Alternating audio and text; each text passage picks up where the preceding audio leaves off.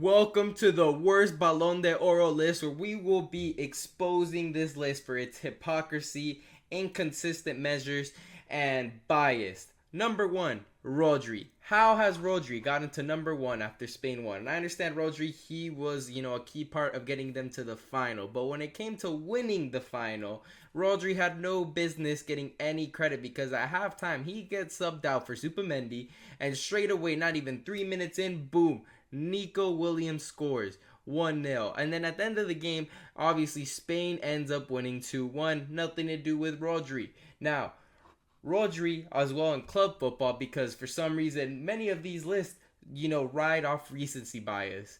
And Rodri and Spain won the Euro, so right now all those players are getting pushed up massively. And this lad right here obviously won, the Premier League, Club World Cup, UEFA Super Cup, and then the Euros.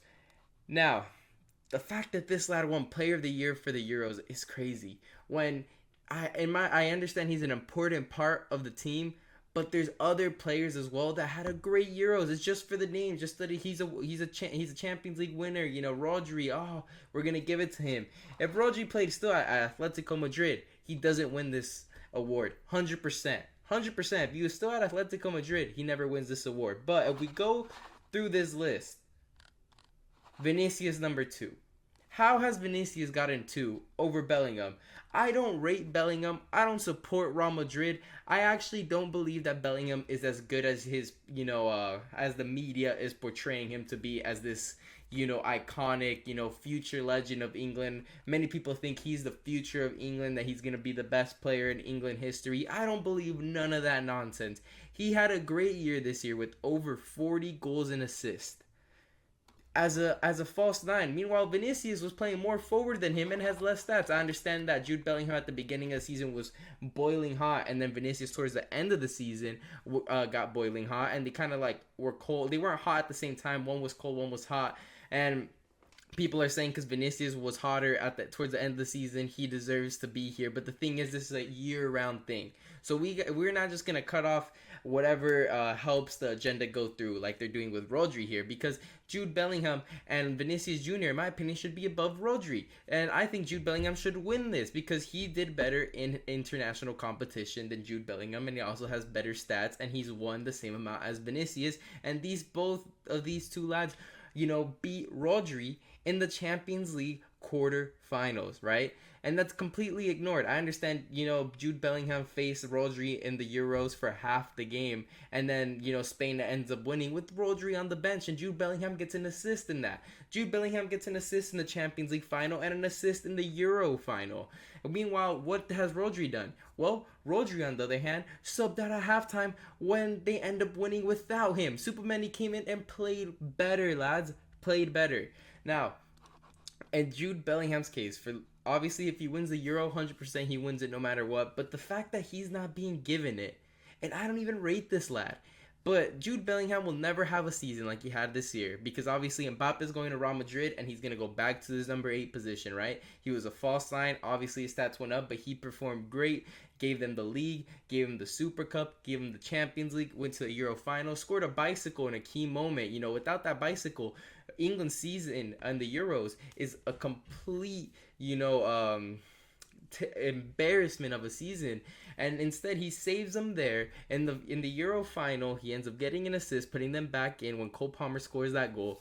And instead, this is how we repay Jude Bellingham, giving him the number 3 position. If he does not win Ballon d'Oro, I don't know what else he could have done. Obviously win the Euros, but lads, Rodri didn't even win the Euros. It wasn't because of him. This is an individual award at the end of the day. And at the end of the day, Jude Bellingham was a better player than anyone else this last season. And it's not Jude Bellingham's fault that the media, that are deciding the Ballon d'Oro have bias against them.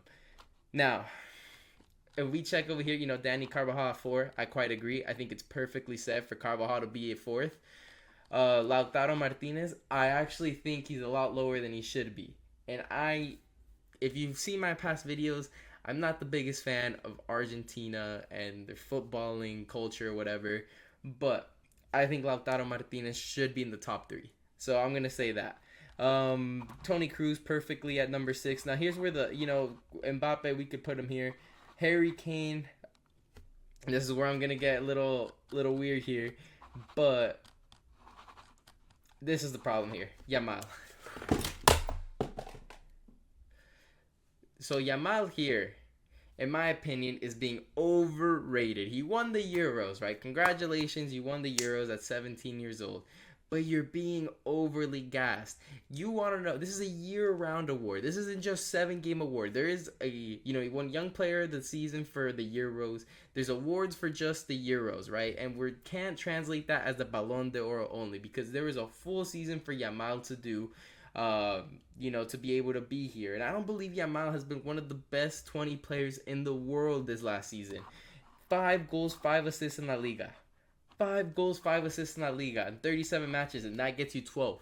12 in the Ballon de Oro ranking. That is disgusting. That is absolutely an embarrassment. If this lad played for Espanyol or Getafe, he would not be in the top 50 considering what happened. Dani Olmo, right, has been phenomenal this past season for Leipzig. Phenomenal for Spain. In my opinion, player of the season for the Euros should have been Dani Olmo. And he's barely in the top 20. Barely. Played out of his mind. And he's like 18th in this list. Dani Olmo had a better season. Won more trophies than Yamal. Better stats. Was a bigger part of winning the Euros. And he's not even right next to Yamal. He's barely cracking the top 20. Which is disgraceful. And the thing is, this lad Yamal, I don't want to put this out there, but I'm going to say it. Ansu Fati at his age had 24 games, 7 goals, 1 assist. Over 10 more games, only 2 more goals and assists, right? At that same age. And he was never given Ballon de Oro nominations. I understand, he didn't win the Euro and whatnot. But, lads, he was winning more trophies than Yamal at that time. So let's just keep that in mind. And obviously the Euros is a huge competition and whatnot, but to put him at 12th is just overrating the lad. And, I think he should be maybe put him 20th if you want to be like that. But in my opinion, they've got to stop overrating this lad. And obviously he's the future of Barca. His potential is to win a Ballon de Oro one day and to be the best player in the world. But that is just potential. And at the moment, they've got to be careful with this lad. And hopefully he's not another Ansu Fati where he's on the Brighton bench. Because we know if you put too much pressure and you're playing him way too much, injuries occur. And hopefully Barca learn from their lessons with Ansu Fati, or else this lad is going to end up with the same fate. So it's all up to, Barcelona staff and the way they use them. But Erling Haaland, 45 goals, won the Premier League, Club World Cup, UEFA Super Cup, right? This is the bias here. 45 goals, 6 assists. Is apparently worse than 10 goals, 18 assists, right? Won the Euros here, but he's won his league. He's won the Club World Cup, UEFA Super Cup. I don't know in what world you think that Erling Haaland is not better than Lamine Yamal. Barcelona had the opportunity to switch Erling Haaland for Lamine Yamal. I'm going to say it. They would do it in a heartbeat because they could get rid of Lewandowski. You have, other wingers that could provide service to Erling Haaland. And the fact that they have this guy with 45 goals, won his league, under 5 goals, 5 assists, not winning his league is absolutely disgraceful to this list, lads. Absolutely disgraceful. No way has Yamal had a better season than Erling Haaland. It's actually disgraceful. I don't know what Rodri, is getting first for, but Erling Haaland over here is being ranked under Yamal. It's absolutely crazy that this list is like that, and it's tons of bias in here. Agendas are being pushed, and this is the final straw where you're just gonna be like, I don't know what to say here, but this one's even worse. They've thrown Messi in here. Lads. How has this lad in the MLS been put 16th best player of the world? Lad, Julian Alvarez has been better. Dani Olmo, who should have been player of the tournament for the Euro, won the Euro, right? Played the whole game. It literally was the difference between England England going to overtime against them. The last play of the game where Guehi headers it, saved it on goal line. But Lionel Messi subbed off on the 60th minute. 1 goal in the tournament that was deflected off him. That shouldn't even be his. It's very controversial he even touched the ball. And 1 assist over Dani Olmo, lads. Dani Olmo, who scored a hat trick in a final, won his team a trophy against Bayern Munich. Absolutely disgraceful that Dani Olmo is not over Messi. There's no way, not one club in this world would choose Lionel Messi right now over Dani Olmo. Absolutely crazy work right there. And it's a bit disgraceful that it's got this far. Terrible list. Terrible list. But anyways, make sure to leave a like and subscribe for more videos. Leave a comment down below if you agree with my points. At the end of the day, I'll just give you my list that I would go with. My Ballon De Oro rankings. Number 1, Jude Bellingham. No way he doesn't get it. I don't know what else he would have to do. Number 2, I'm going to go with Lautaro Martinez. He has the goals. He's won his league. He's also, top goal scorer in the Serie A, top goal scorer of the Copa America. Should have been player of the tournament. And a lot of his goals came off the bench. Literally scored the win in the Copa America. He should be number 2. Severely underrated striker right there. Number 3 should be Vinicius Jr. Obviously, he had a slow start to the season, but he was crucial towards the end. Won the same things as Bellingham. He just got eliminated a little early in the Copa America.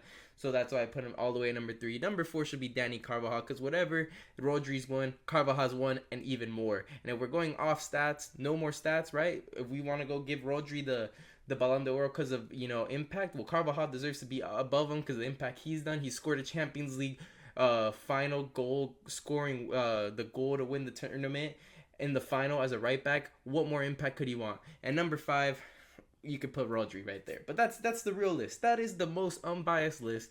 And obviously, there's always recently been controversies with the Ballon d'Oro, and that's the most fair list. And I can't believe Messi, that Messi era, Ronaldo era is over. You could take the biases out. You could finally restart and give credibility to award, but they're not going to do it. Absolutely disgraceful.